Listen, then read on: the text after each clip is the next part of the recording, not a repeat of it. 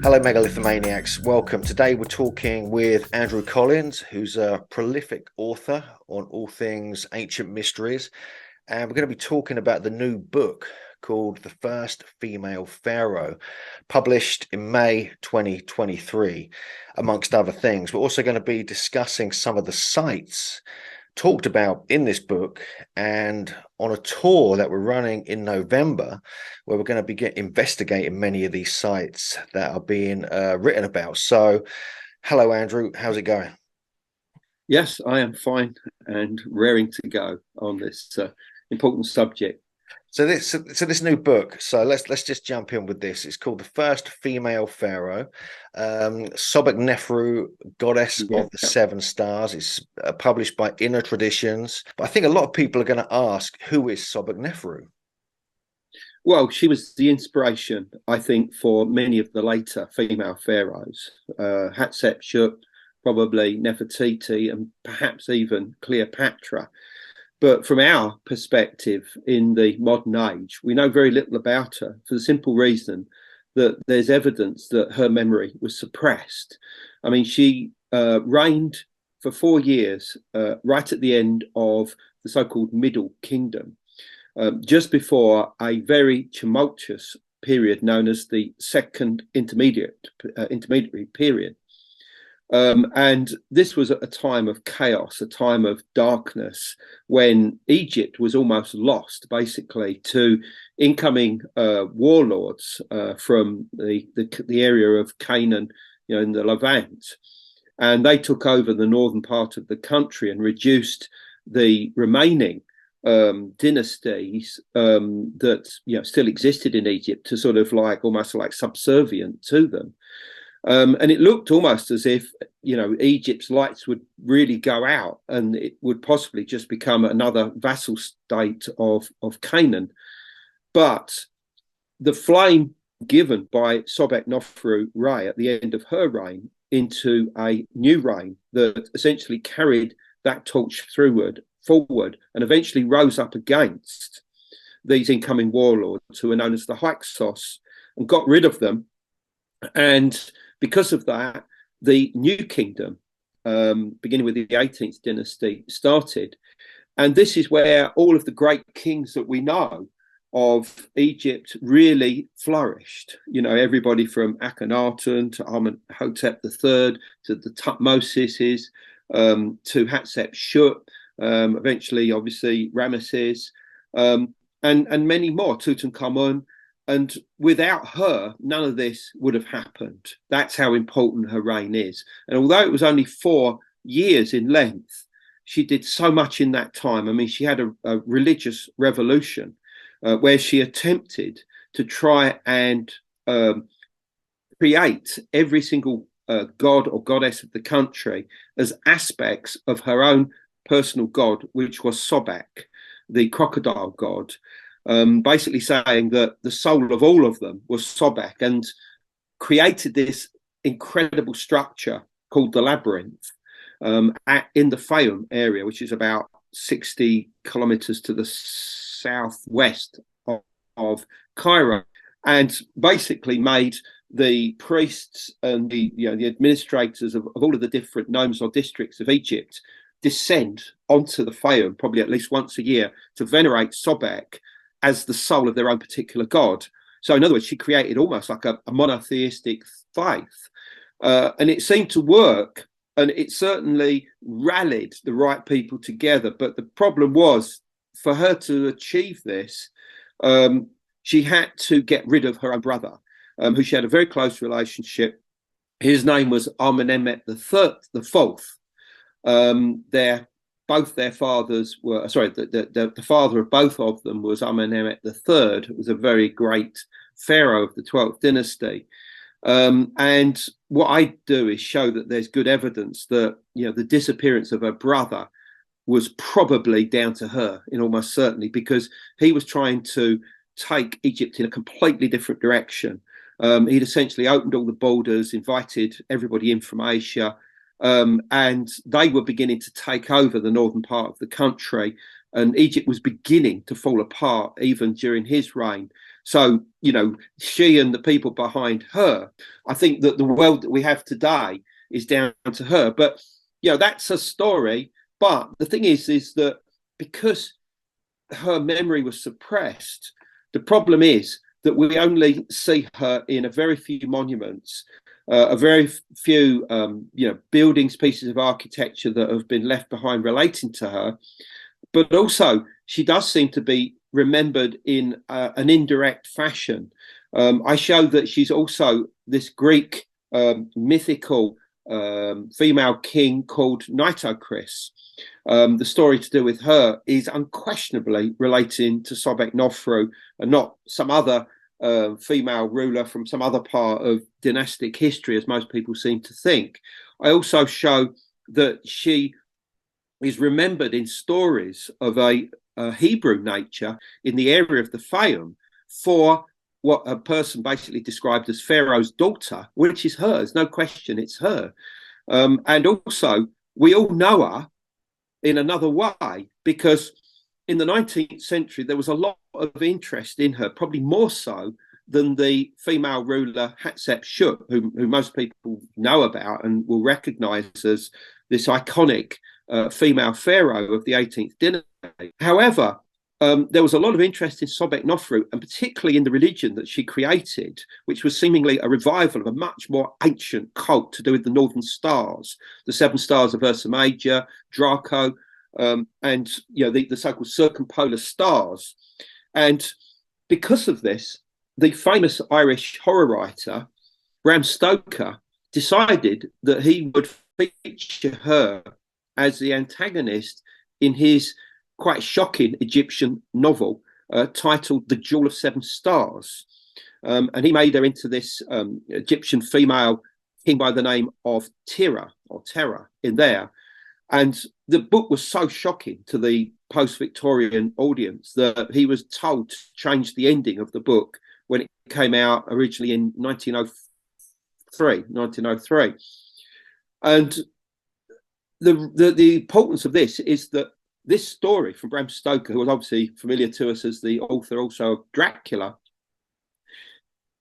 this particular story is then used as the basis of many films, movies that have come out since that time, where this Egyptian royal female rises from the dead, generally in London, and causes havoc, and eventually, has to be killed again. And all of this is based on Sobekneferu. And of course, the latest film to feature this was 2017's The Mummy, that featured Tom Cruise. Even though these royal females are generally given different names, they are all based on Bram Stoker's The Jewel of Seven Stars.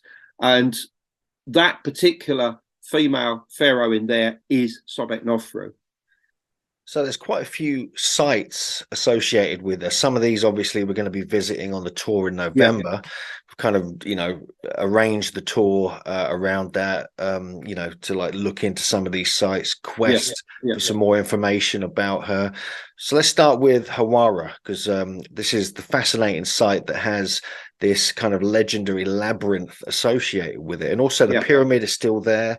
Even the underground kind of tomb you can kind of go into. It's got this beautiful precision carved stone within it, amongst other things. So can you tell us a bit about Hawara and her connection to that?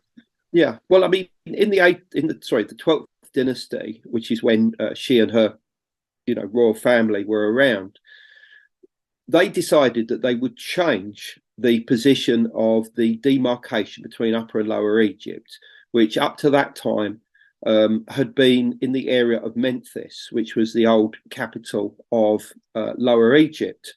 And basically what this meant is that from Memphis upwards towards the delta was Lower Egypt, and from Memphis south towards Aswan was Upper Egypt. I got that right, around Upper Egypt to Lower Egypt. And there was like a demarcation, like a line of latitude. And the kings of the 12th dynasty, who mostly were all Amenemets, changed the position of that demarcation to a line corresponding on the Nile to the capital that they created, a place called Lisht. But if you extend that line, it goes right the way through the Fayum. And this was one of the reasons why they decided to build big in the Fayum oasis. So they created a royal palace on the southern banks of this huge lake, which came to be known as Lake Morris in classical times. And this, I think, was her residence. But obviously nearby, her father created this huge funerary complex at Hawara. He built this pyramid. He built this huge, great funerary temple complex with this massive cult in front of it, which some people have said mimics the so-called Hebsed festival cult that you find at Saqqara. I mean, in fact, it's almost like a role model of what's going on at Saqqara. And this is what Amenemhet that created. And what happened was that when he died, his daughter, Sobekneferu, took over the job, but she created his funeral complex not only into a place where she deified him, but she also made it into this central temple, almost like the Omphalos of Egypt, with altars to all the different gods of Egypt, which were all seen to be aspects of the god Sobek, the crocodile god. And so, in other words, she made this the absolute religious center of the country. And this changed everything. But of course, it also, pissed off, if I'm allowed to use that word on YouTube, a lot of people, a lot of the priesthoods, and basically they started coming after her, just like Akhenaten in the 18th dynasty, who tried to create the monotheistic faith of the Aten and change everything into a new capital at a place called Akhenaten in what is today Middle Egypt. She did the same, hundreds of years earlier, and of course also incurred the wrath of the priesthoods, and they were coming after her. And I show what happened at the end of her reign. I piece together the whole story, and I reveal essentially what happened to her. And I think that I'll leave that for people to read the book. But let's just say the ending was not good. But the way that she went out, she was able to pass on that baton of Egyptian nationalism that allowed the next dynasty, which was the 13th, to carry that through. And then they handed it on to the 17th dynasty, and they were able to rise up against the Hyksos warlords and retake Egypt, quite literally. And I say that's how important her reign is. But as far as the places connected with her, unquestionably the most enigmatic is this megalithic temple on the north side of the Fayum Lake, which is called Qasr el-Sagha. Qasr basically means castle. El-Sagha, as far as I remember, means of gold, I think. So in other words, it's like the castle of gold. And it actually relates to this huge geological formation just to the north of it, which I think was important from the point of view of astronomical alignments. But the temple itself is made of polygonal blocks. It's very similar in style to the Valley Temple of Khafre in Giza, and also to some degree the Assyrian at Abydos. And yeah, very little is known about this megalithic temple. It's in the desert. It's in a very remote place. You have to really get a 4x4 to get there, and that's exactly what we're going to be doing, in our tour in November. And you look at this place, and I mean, we tried to get there. I don't know if you recall us trying to get there, you, me, and JJ, and we got bogged down in the sand and had to eventually turn back. But finally, we ourselves will be getting there in November, and everybody can come with us because, I think that this place was not only present at the time of the Old Kingdom, so it's at least 2500 BC, and you've talked about possible new dating evidence that could take it back to 2500, but it's integrally linked with Sobekneferu because I found two separate inscriptions that were found there. One in the past, one quite recently, and both of them almost certainly relate to her royal titles. And the interior of this megalithic temple, which has got these strange 7 small cells in it, all facing north towards this escarpment, this Qasr el-Sagha escarpment, was unquestionably from the period of her and her brother's reign. I mean, her brother reigned for, I think, about 9 years just before her. And the style of the interior design of the Qasr el-Sagha temple matches exactly a temple on the south side of the Fayum Lake called Mednet el-Mahdi, which is like this serpent temple, which we'll also be going to, which was constructed by, as I say, by her brother.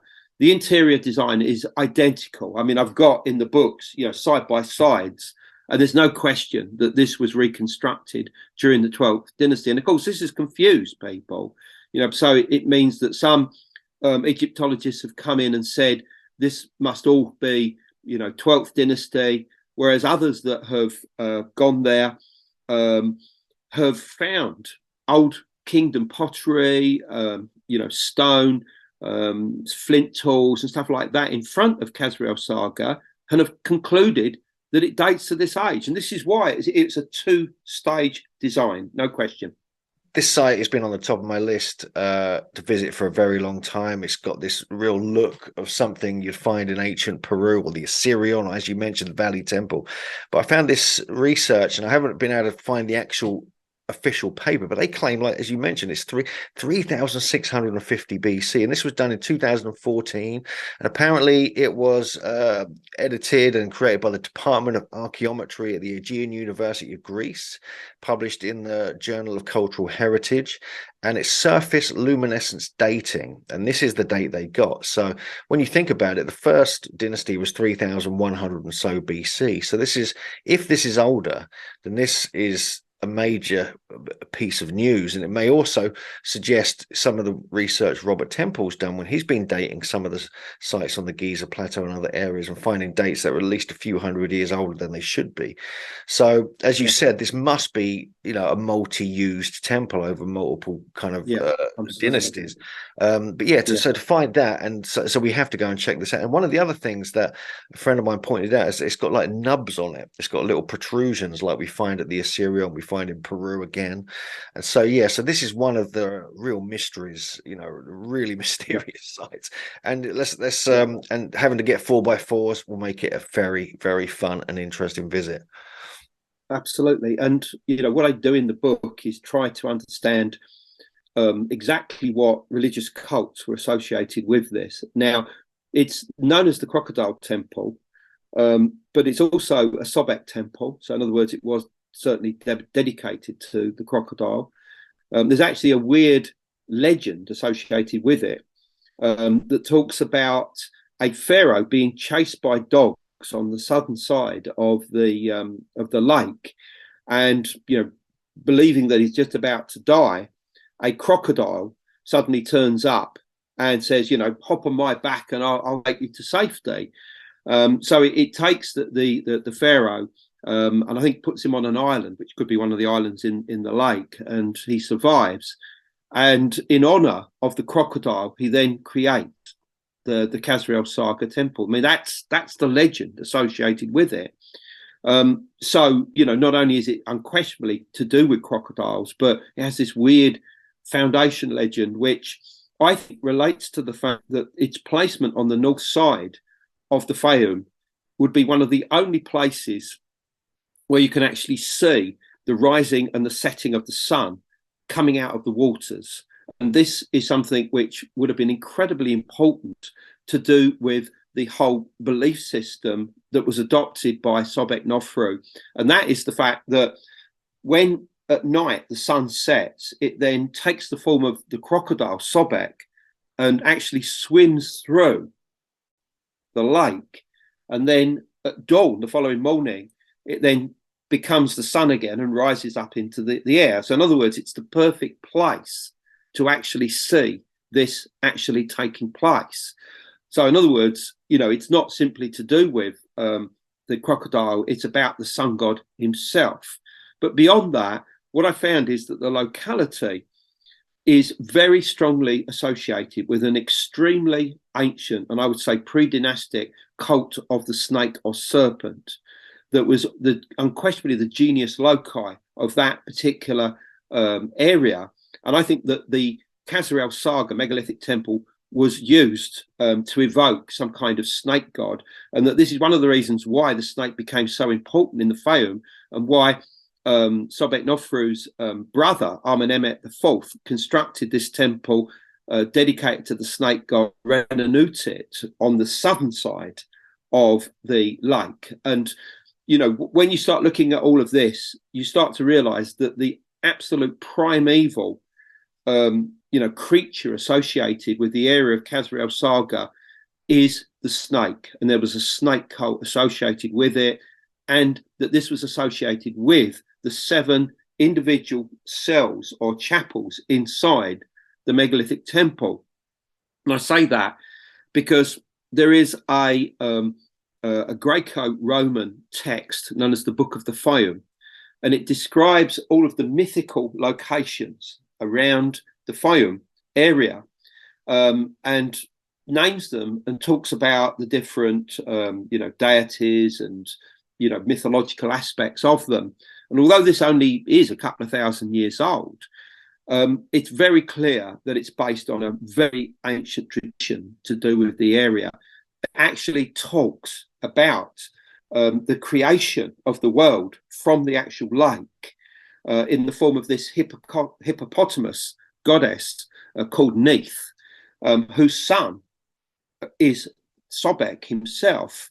And at the same time that the sun, Sobek, who was the first sun god, is created, also 7 snakes rose up out of the water. And I think that the 7 cells in Qasr el-Sagha represent the 7 snake deities, basically, and go into this obviously in some detail in the book. So there were more sites connected with Sobekneferu. As you head further south, you go down the Nile. It's part of the Nile cruise. In fact, is a temple we usually visit at night called Komombo. The Komombo temple that we see today is only dates from Greco-Roman times, but they found beneath it evidence of an earlier temple, certainly dating back to the reign of the pharaoh Seti I in the 18th dynasty. And he was definitely creating a temple dedicated to the crocodile god, which is what the dedication is of the place, to Sobek. Now, whether it does go back to medieval, to the Middle Kingdom, I don't know. I'll be honest. No real hard evidence has come out of that. But some of the inscriptions from the Book of the Fayum are actually on the walls of Komombo temple. But the interesting thing is that she herself is not linked with Komombo, but strangely enough, she is linked with a tomb of a 12th dynasty priestess of Hathor, very close to the temple of Hatshepsut, the so-called Dar el-Bahari funerary complex on the West Bank at Luxor. And very close to that is a tomb that people would venerate in the early part of the 18th dynasty. So that's at least 300 years or more after she lived, as her tomb. Now, because we know that because people have left messages on the walls there, sort of saying what a great tomb, of Sobekneferu. And this is really strange because what this tells us is 2 things. Firstly, that a cult in her name almost certainly existed during the 18th dynasty, but also it's very clear that nobody knew where the hell she was buried, because this wasn't her tomb at all. It was that, as I say, mentioned earlier, of a priestess of Hathor, who was, and this whole area is connected with Hathor, by the way, and Hatshepsut was seriously into the goddess Hathor, which was probably why she built her funerary complex where she did, because the whole area was associated with a huge, great festival to do with Hathor, and had been, probably since the beginning of dynastic history. And there are links between Hathor and Sobekneferu, as I point out in the book. So that was another one of the deities that she herself personally associated with, especially during her early life, I think. But so the question then becomes, where the hell is she buried?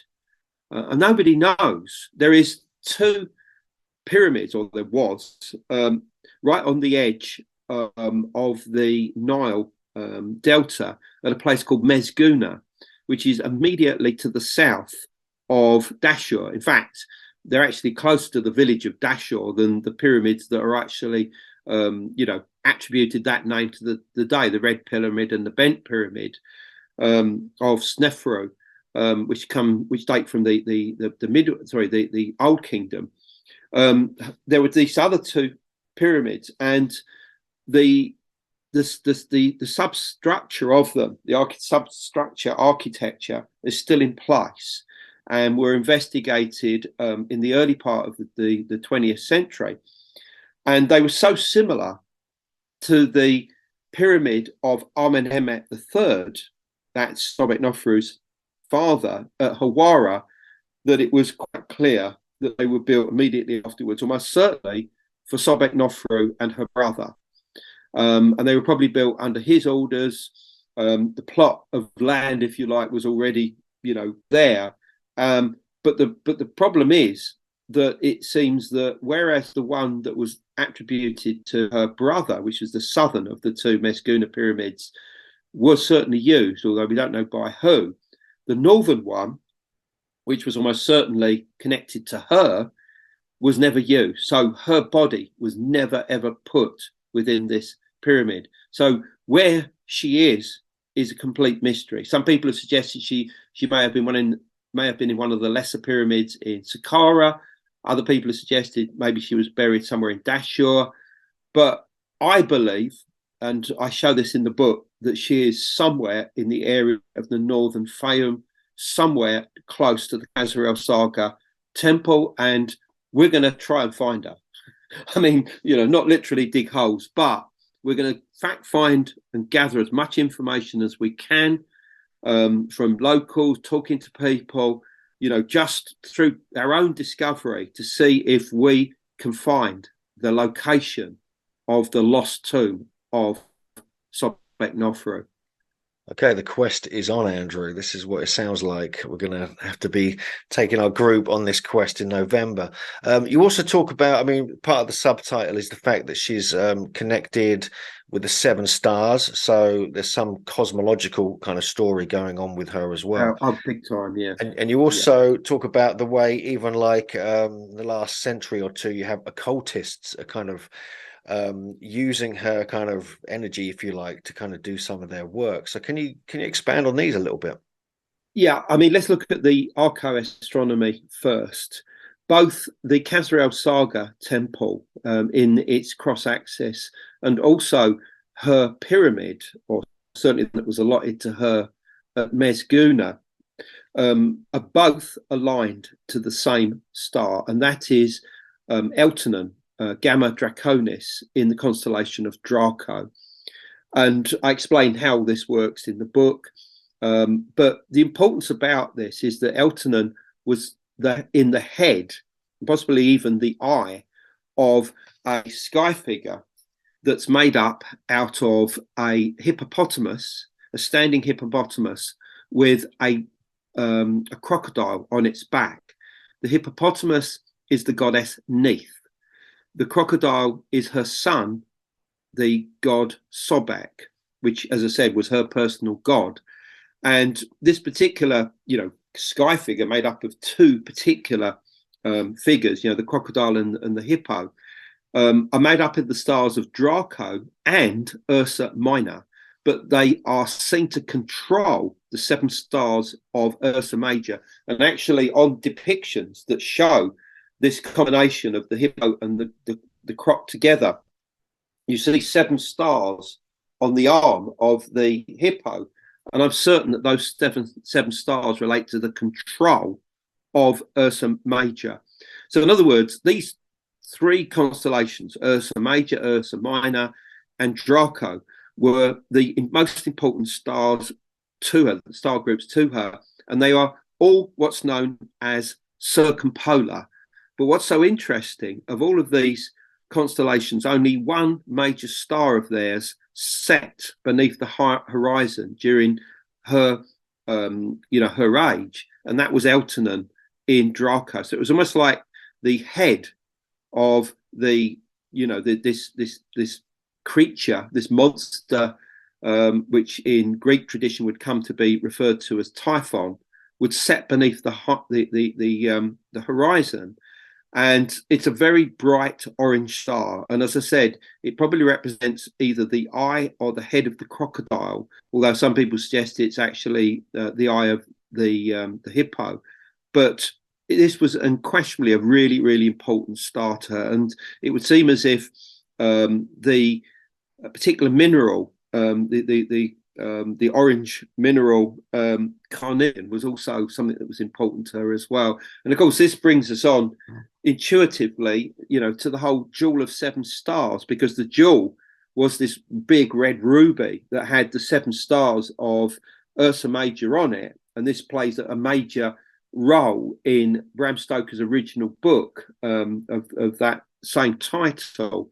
And even though I think he was just writing intuitively or essentially making up as he was going along, I find that quite a lot of what Bram Stoker said resonates perfectly with what we do actually know about the religious cult that Sobekneferu was involved with, which was, as I said, to do with the stars, the circumpolar stars of the northern sky, with the hippo goddess Neith and her son, the crocodile god Sobek.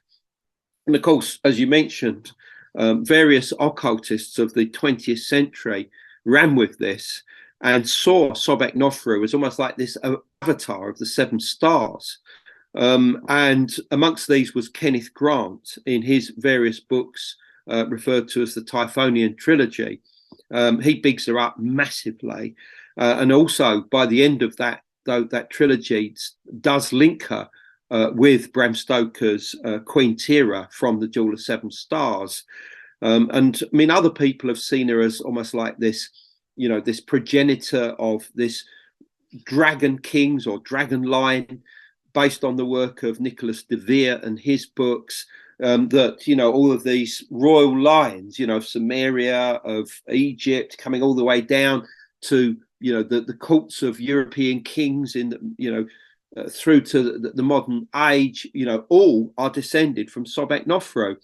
And I talk all about this. I mean, I not only look at every part of her known, history based on the monuments, the inscriptions, but I also take it forward at the very end and show her revival in the modern age, of how she really, quite literally was raised from the dead once more.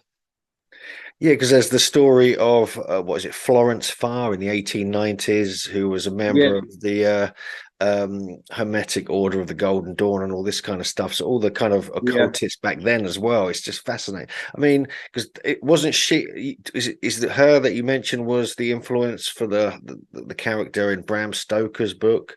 And did she really have any kind of communication? I mean, what do you know about this? Well, I mean, Florence Farr was a very important actress, a screenwriter, musician, and, as you say, occultist.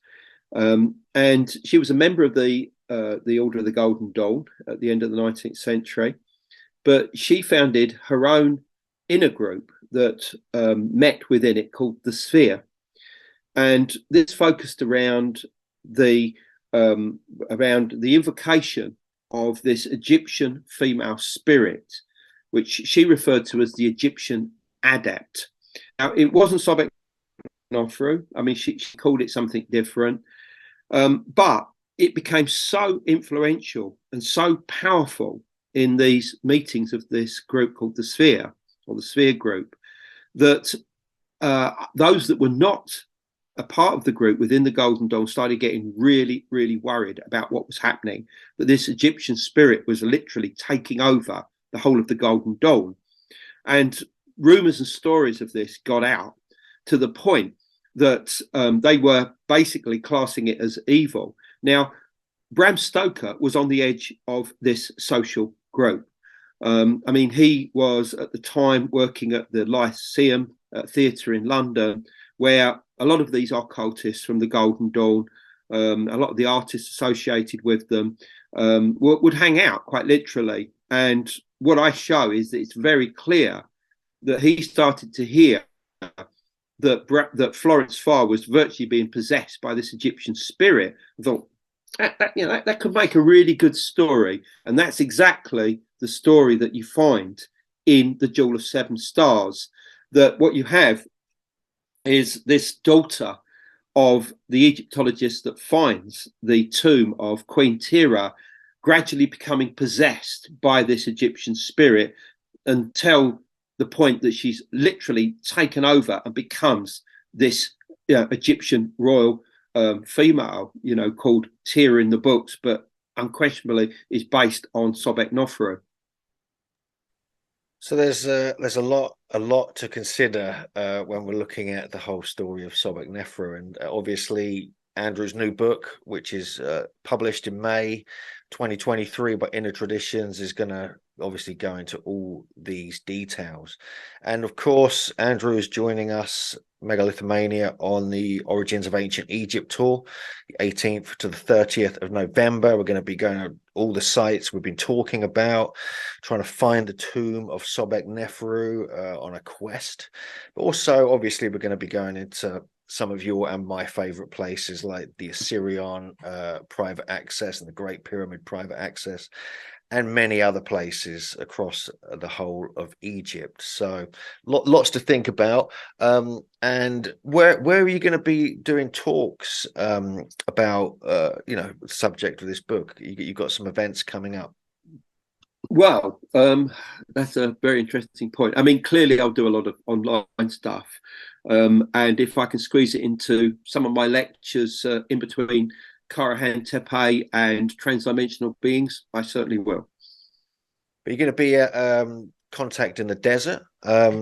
Yes, I'll be there. Contact in the Desert. Yeah, I'll be there with you. Yeah, there's going to be a few more talks coming up. Obviously, we have the Origins Conference on November the 4th as well. Details of that will be coming out soon. But yeah, I mean, thanks for your time, Andrew. If there's anything you want to add, please do. But I think we've covered what we can today. And yeah, thanks for coming on here.